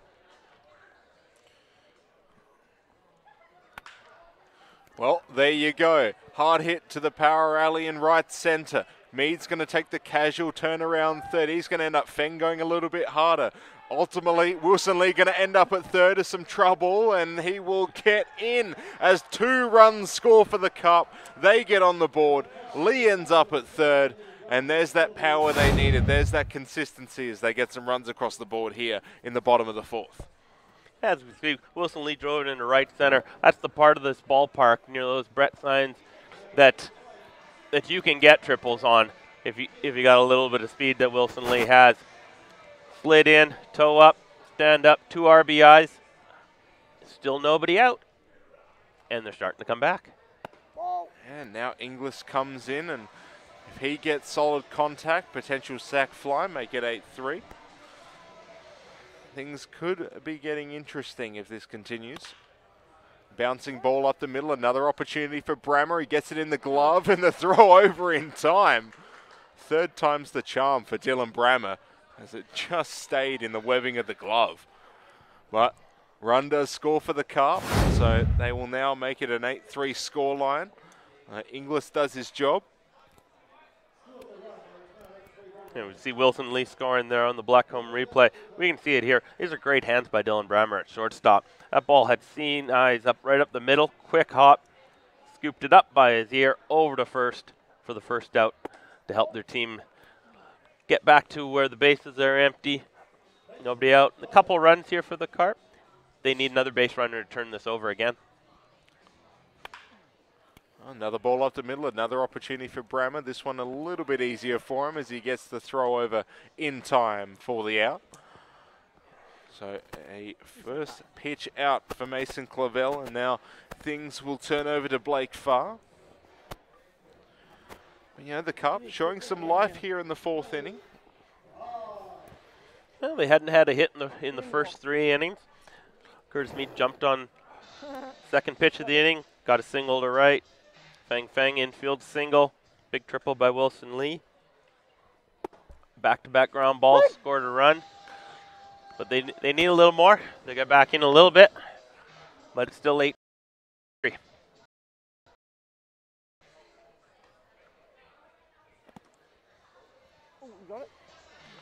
And Farr takes the ball in the dirt, even the count at 1. Hit a slow little chopper back to the pitcher Tim Day, first time up. He'll be looking to improve on that. He drives the ball just up and over to the seats here in left field. Be a 1-2 count coming up. Chappell, as we mentioned, 1 and 2. 1 and 2. only had to worry that 9 runs so far, 3. But 1 strike away from getting out of it. He'll just take this one in the glove, casual as you like, and the casual toss over to first for the 3rd out. But the Carp showing some life, putting some runs on the board. Now an 8-3 scoreline, still in favour of the Clippers, but as time winding down in this ball game, things getting interesting. You're watching the Super League thanks to Spacequake Sports. We'll be back after the break. You looked interested.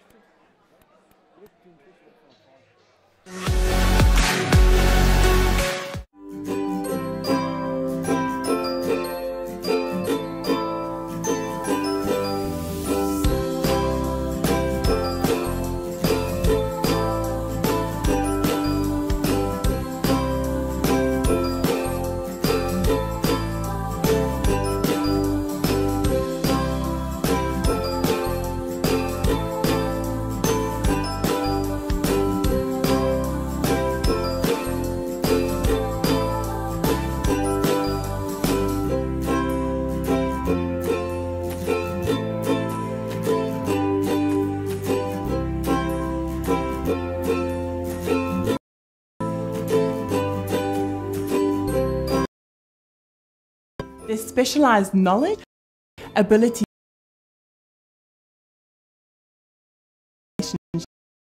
a friendly and experienced team. She got two little horns and they give me a little bit. Welcome back to the Super League. Fraser Fife and Rob Ushy as a 8-3 scoreline is what we have at the moment. Jordan McArdle stepping up to the plate. Wojtek pitching change with Nathan van der Linden. Now the pitcher on the mound, but things is getting a little bit more interesting in that bottom of the fourth with the Carp scoring 3. So we'll see if the Clippers can try and add on or whether this is going to turn into more of a contest. Vanderlinden with the fastball up to start. With a couple other changes here. With Vanderlinden taking over on the mound, if you're scoring around with home with us, moves Lachlan Burrows over to shortstop. McGarry fouls that straight back. He slides over to shortstop, and Jay Sanderson will move into second base. Sanderson will be hitting in Vanderlinden's spot, as he'll be out of the game as a hitter, continue to pitch, and once his pitching duties are done for the evening, then he'll be out. And we got Sam McGarry, 1-1 count. There's that changeup that Vanderlinden, that when he's going good, that changeup looks like his fastball, and it's unhittable to the hitters. That one's a little off the plate. 2-1.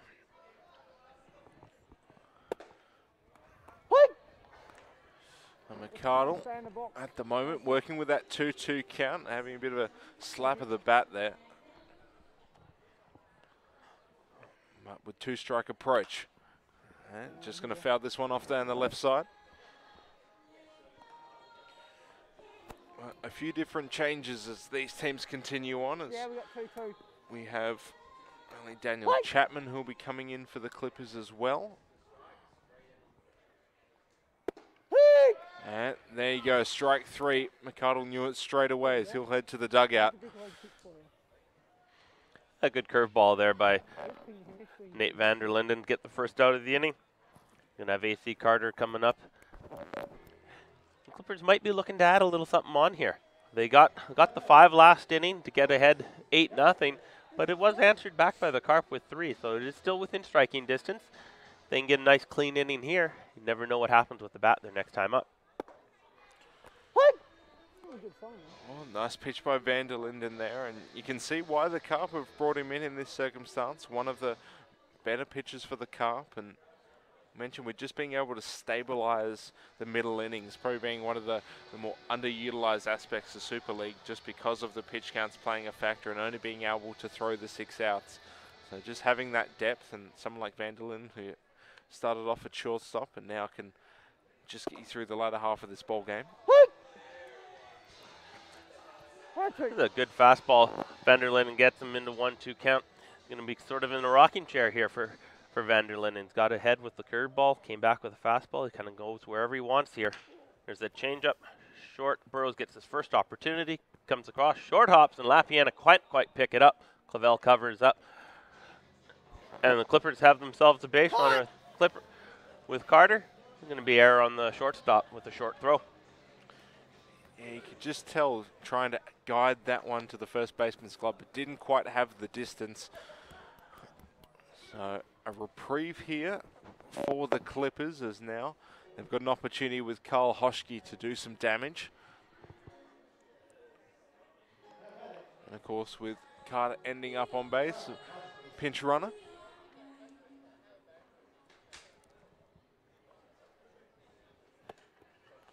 Hoschke, he likes to be aggressive and does so yet again on the first pitch, going to swing through.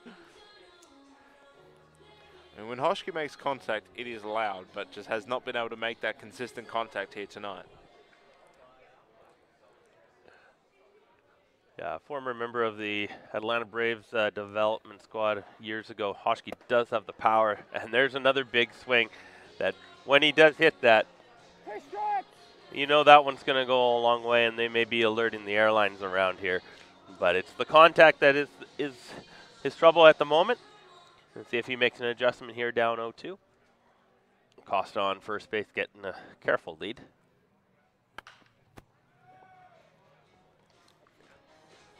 Shortened up just a little bit there. Drove a ball straight back, fouled it off. Stay alive, 0-2.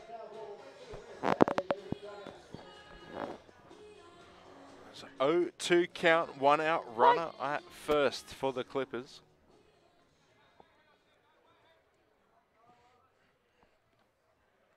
We'll see what Vanderlyn throws in that nice off speed. Just getting Hoschke to swing through, and ultimately he'll go down yet again, taking his pine with him. Now 2 out for the Clippers. As will now be, looks to be Dalton Probert who has come in.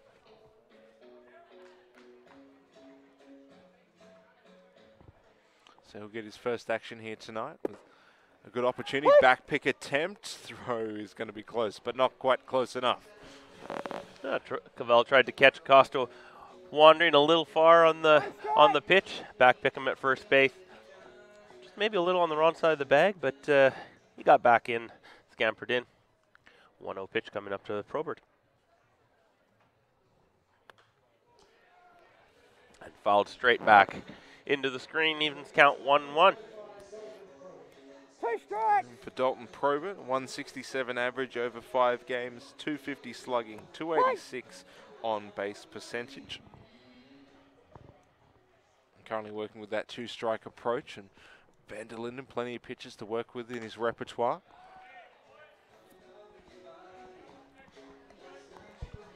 Costa keeps getting a little bit more and more in his lead there. We'll see if the Clippers take advantage of a little bit more speed on the bases. 2 strikes, 0-2 count, 2 outs. They've been fairly conservative throughout the league so far. He stays put. 0-2 pitch, just missed the outside corner with a good changeup from Vanderlinden, 1-2.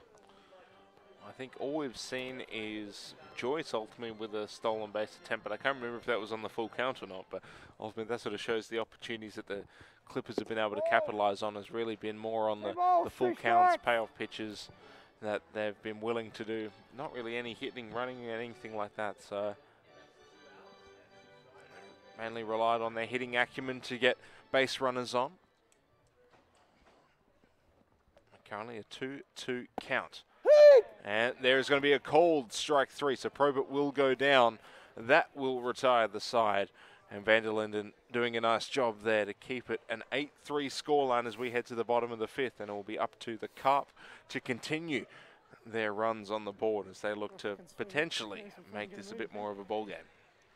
Yeah, see if this is what the Carp needed. As we see, we've got 22.5 minutes. Again, last inning, they had to do something. They got 3. They got what they needed. It was a little bit of a start. Vanderlinden striking out the side with an error mixed in. Did his job to get things going. Now we'll see if the offense can continue to claw their way back. Well, with that clock, I said that is based on our clock that we have up here in the broadcast booth. The umpires may be going off a different clock. There might be slight variation, but ultimately it's after an hour 50. So we'll have to see what the Carp are able to do in that limited time frame as well.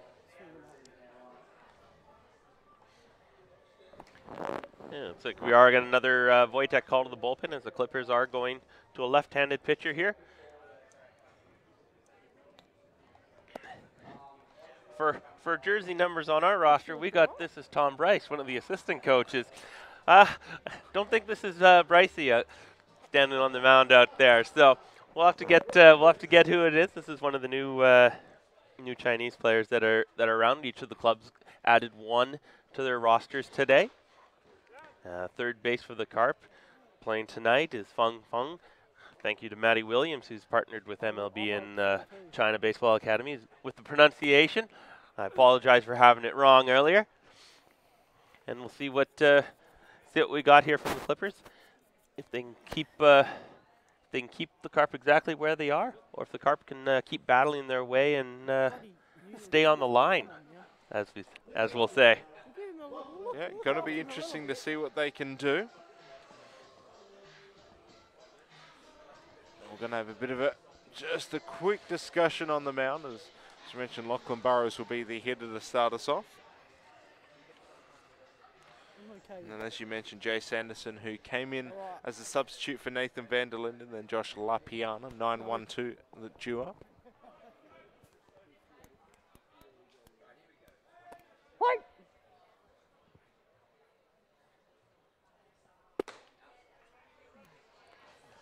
First pitch outside, 1-0 count. There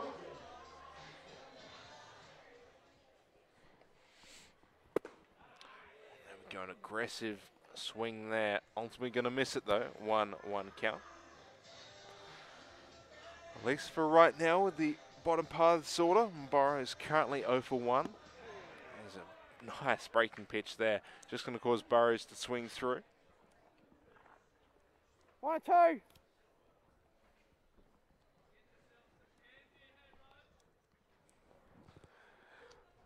And nice pitch there. You can tell the Clippers dugout getting vocal. Yeah, they're giving the umpire a little bit of grief on that big curveball there, but it did look like it was a little bit on the outside. And Burrows falls back fastball. Keep the count 2-2.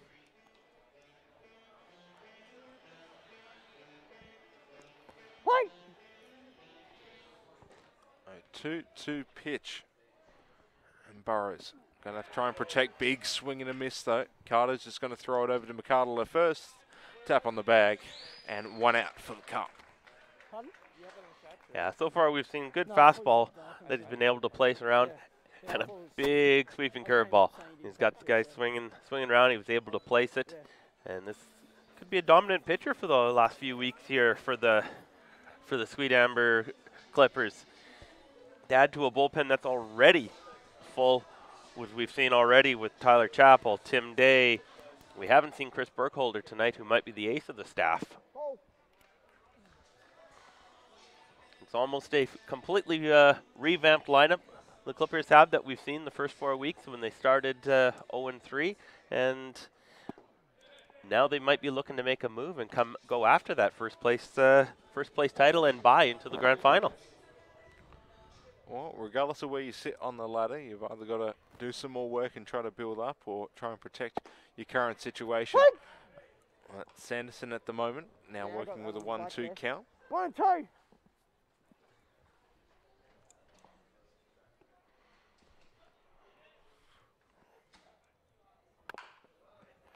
Going to be a nice breaking pitch there, and Sanderson just going to foul this one off. Couldn't quite make solid enough contact.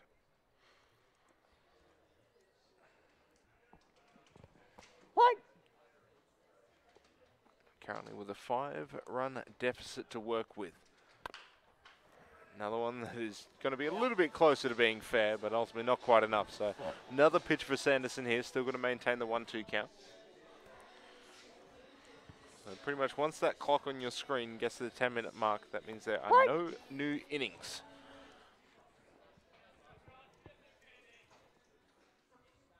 Carp going to have to be working quickly, but they don't want to get themselves into easy outs, as currently evens it up at a 2-2 count. And there you go. Strike number 3 as Sanderson goes down. And right now, Clippers looking good here. Bases clear, 2 out, as it is going to bring up Josh Lapiana. Yeah, Tommy went after him with a fastball. We've seen a good fastball. He climbed the ladder a little bit there. That's back-to-back strikeouts for his debut here in the Super League. And there's that big curveball, lefty-lefty. Lapiana took a look at it, took it inside.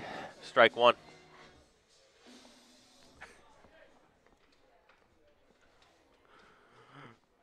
Right, 0-1, and there's the breaking pitch, but just going to miss that outside part of the zone. So Lapiana currently 0 for 2 in this ball game. As you try swing there, and just going to foul this one back towards the Clippers on deck circle. I wanted to test my hamstring. With 2 strikes, Curtis meeting the on deck circle. With about 15 minutes to play in this ball game. Things just starting to slow down from the aggressive start that we had. Ground ball taken by McGarry. Throw over to McArdle will be the 3rd out in the inning. So we are going to be heading to the top of the 6th with a 5-run ball game in favour of the Clippers. You're watching the Super League thanks to Spacequake Sports, and we'll be back after the break. Oh my God.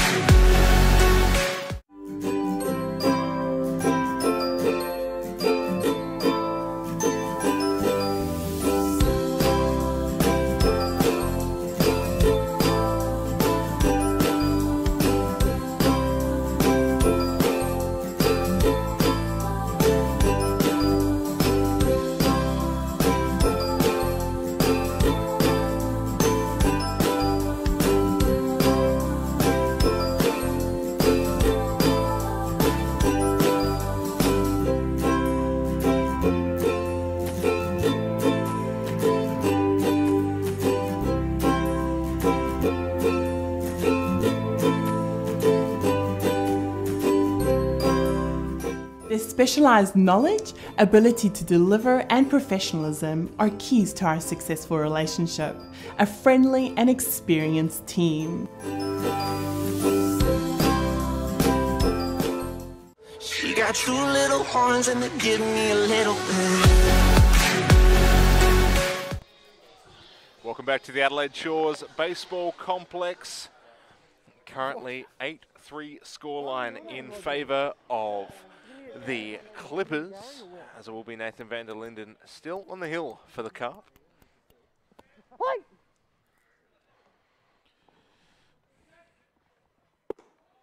That first pitch, nicely done by van der Linden, gets it over for a strike, 0-1 count.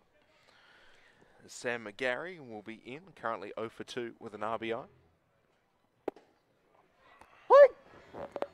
Two quick strikes from van der Linden here in the stop of this inning. Been pounding the zone last inning, struck out the side. There was an error mixed in, but he's been controlling that changeup. Ooh, just a little bit low. Ball one. So far he's gone changeup, fastball on a lot of batters, and fastball changeup. He's caught guys late with their swings. He's got good command tonight. And McGarry fouls that one straight into the seats on the left-hand side. Stay alive, 1 and 2. Yeah, about a few hard-hit shots towards the bleachers and left and right respectively. Luckily, no one sitting out there tonight, so not a lot of targets to aim for. Everyone sitting under the Mark Hutton grandstand here tonight. Again, as you saw those bleachers down the left side, we got some down the right side. In 2 weeks' time, when we come out here for the first bite games, we're going to have a completely new look stadium here at Bennett Field, so make sure you get your tickets, come down to the bite. It's going to be quite an experience and a lot of fun down here with some new with a new look ball field. So 1-2, and van der Linden not going to do a whole lot with that pitch there, just going to even up the count 2-2. Well, going to have another opportunity here. Two-strike approach, going to miss outside, work the full count on McGarry. So after falling into a quick 0-2 hole, he's been able to work it back.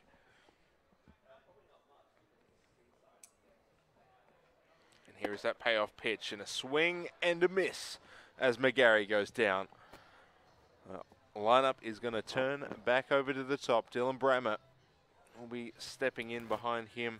Andrew Chapman is listed as the new hitter beyond that. So Chapman will get an opportunity, but Brammer will look to try and get on ahead of him. And he's going to try pretty early on in this at-bat. One pitch, in fact, as he will line this into right field for a single. Brammer, after being hitless in his previous at-bats, finally does get one on the board, and now base runner on for the Clippers here with that 5-run lead, and ultimately, as I mentioned, Andrew Chapman, the new hitter in for the Clippers. Just had to change his approach ultimately and decided to be aggressive early on, paying dividends.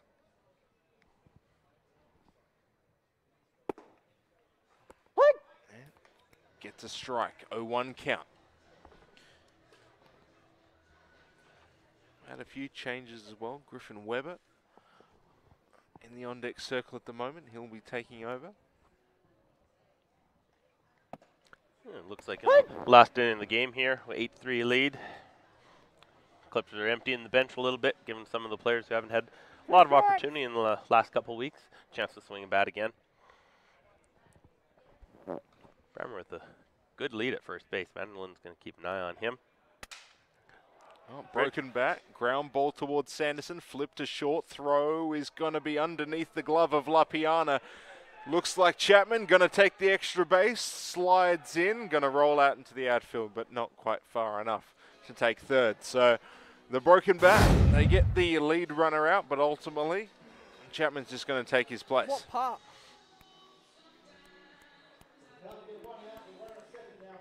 Yeah, we see a fielder's choice there, and we are going to have another error charged to the Carp on the throw from the shortstop. Once again, short hopping the first baseman to allow the runner to get to second base. And Clippers have another man in scoring position with 2 outs this time. And Griffin Weber's going to get an opportunity here to drive in a Super League run.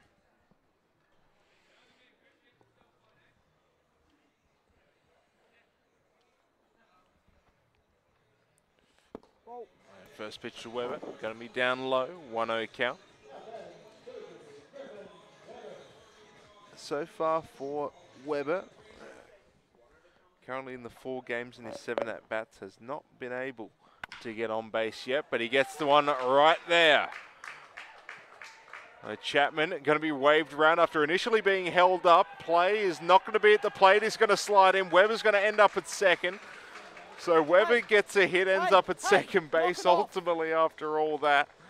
A bit of a closer play at home plate than we all thought, as Chapman, again, was held up at third with a misplay out and right by far, and left, sorry, by far. Ultimately, was able to take that extra base. So now 9-3 scoreline. Things get a little bit more difficult for the Carp here.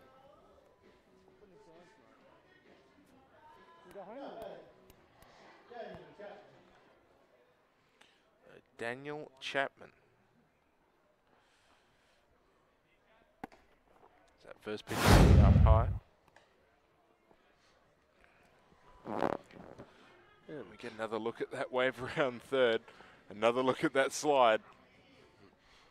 Yeah, we're seeing the coaches definitely emptying the bench, giving everybody some chances to hit here. Now that there's foul ball, as that was down behind the plate and came up.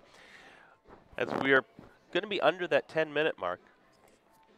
So we'll see if the 7th inning does start by the rules. See, we got 7:44 left. That no new innings start under 10 minutes. So this could be the last outs of the game.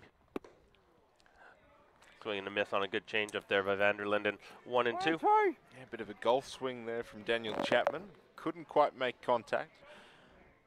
But yes, with under 7.5 minutes now, would be the Carp's last opportunity. Yes, he went. Check swing, saying he went. Now Chapman will head back to the dugout. Vanderlinden gets the 3rd out. And this will be it for the Carp. They've got to get some runs on the board here to make this a ball game. Currently with that 6-run deficit. But the Clippers done a good job in just being able to maintain a consistent offense. Put 3 runs on in the first.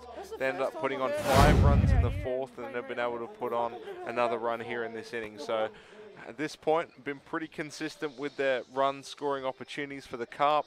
They put 3 runs on in the 4th inning. So both teams, not a whole lot of hits necessarily. For the Clippers, they've put on 6. For the Carp, they've put on 3. But I think for a lot of these teams, it's been the quality of the hits more than anything else. They've been able to take the extra base when it's there. There hasn't been a whole lot of defensive miscues either. So solid play for both these teams, but the Clippers right now just holding that advantage. Yeah, the Clippers started the game off with a bang. 2 out, 3-run homer by Jordy McCardle in the top of the 1st inning before the Carp even had a chance to get to the bat. Made it 3-0. Then in the 5th inning, there was a bunch of hits strung together. Eventually, it ended up being an 8-0 lead, which pretty much put the nail in the coffin. The Carp did scrape out 3 runs in the bottom of the inning. A couple zeros later, we're now here in the bottom of the 7th. 9-3, they're down 6. Big, huge comebacks are possible. This will be the first one maybe in Super League history in the last inning, but they got a little bit of work to do. Yeah, well, it'll be Curtis Mead, Fung Fong, and then Wilson Lee will be the 3, 4, 5 due up for the Carp. So, again, the part of the lineup that you want to really do some damage. I'll just guess. We do have another Wojtek call to the bullpen, as you see the Wojtek clock clicking down here. The Sweet Amber Clippers are going to go to Connor Hill. He's going to look to try to get the last 3 outs of the game for the Clippers and get themselves back into that winning ways. 2 in a row.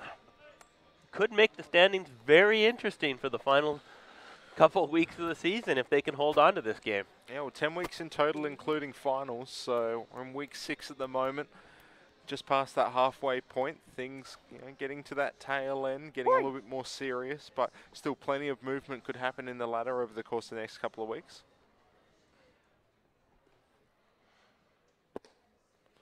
First pitch by Hill, going to be down low.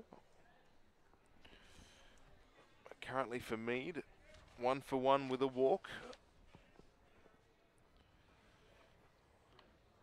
See if he can maybe add to that average. Popped up towards the right side. McArdle ranging over.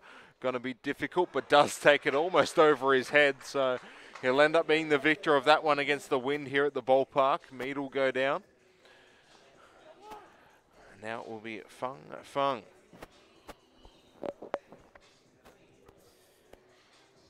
First game here in the Super League, first night. Been on base twice. He had a fielder's choice in the first inning, and then infield single in the fourth, and came around to score. See what he has here in the bottom of in the top 7. He pops that one up right field.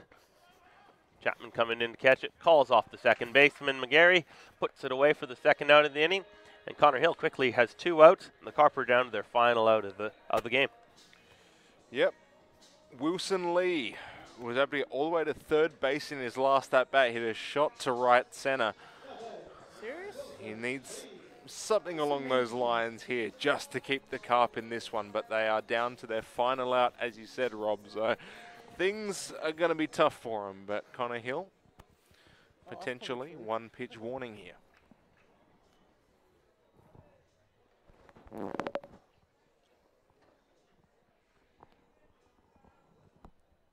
Carter giving the signs. Hill with the pitch. Nice pitch there, but misses location. 1-0 count.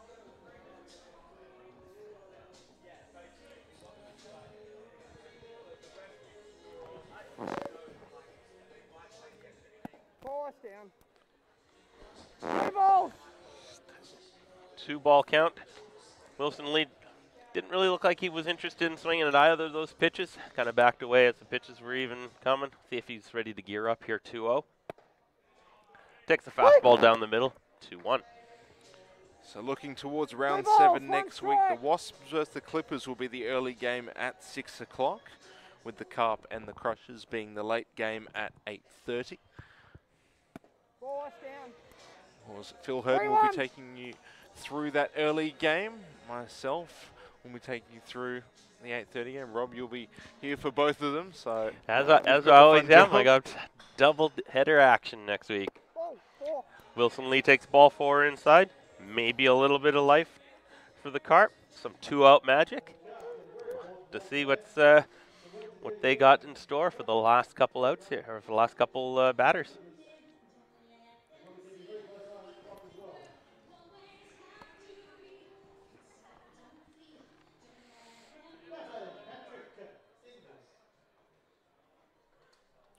Inglis in now, and I have to see what he can do with a base runner on now.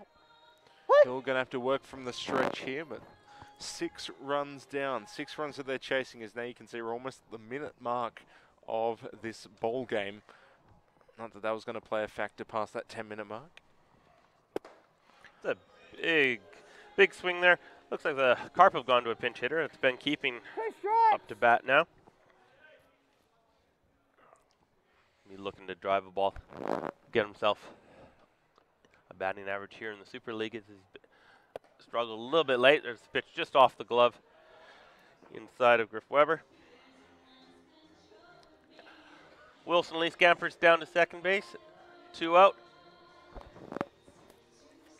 Yeah, well, keeping so far 300 average over the course of his games, 300 slugging and 364 on base. So 1-2 count, runner at second, 2 out. Nice pitch there, but is going to miss the zone and even it up. 2-2.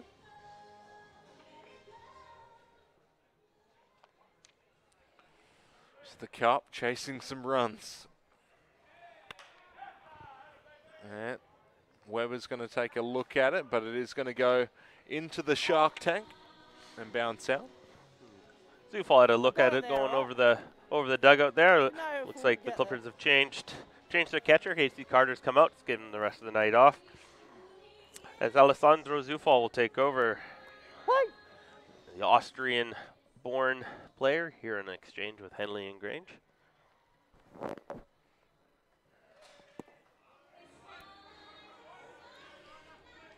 Yep, so Probert at third, and Webber's now in left field. Zufal, as you mentioned, now the catcher, so apologies. But payoff pitch. And hit out towards center field. Declan Steele, fresh into the ball game. He'll take the final out. Let's game. So the Clippers will take this one. Final score 9-3 as they add another win to their tally, and ultimately they're out in front from the very beginning, thanks to a 3-run shot from Jordan McArdle. And the Carp, they put some runs on the board. They made it somewhat competitive, but you could just tell that it was too little too late. First inning home run, blast by Jordan McArdle was all the Clippers needed tonight. Got them on the board, got everything going, and the Carp really couldn't rally from that. They battled in the first inning, got a couple guys on, but when you can't answer right away, it's a little tougher. And then a big crooked number by the Clippers in the fourth inning kind of put it to bed, and they got ahead 8-0. Their second win in the season, and our last 3 weeks here, they're going to be very interesting. We got the two teams that won tonight going early, the two teams that lost this week going late next week. Standings are all bunched up. Everybody's got a shot at first. Everybody has a shot at possibly not making the playoffs. There's going to be some anxious players in the last couple of weeks here ready to go for that first inaugural championship here in the Super League. As I mentioned, round 7, Wasps versus the Clippers at 6 o'clock here on Diamond number 1, and then Carp versus the Crushers, the late game at 8:30, also here on Bennett Field. So if you're going to be here next week, that is the game plan. Rob, thank you for joining me on this broadcast. It's been a pleasure having you each and every week. We'll see you again next week. My name has been Fraser Fife. I hope you've enjoyed the broadcast. You've been watching the Super League thanks to Space Cake Sports, and we'll catch you next week. Third and a fantastic play. Jumps up and robs him of a base hit and possibly the go-ahead run. Here's the play. They're going to lob it to home, and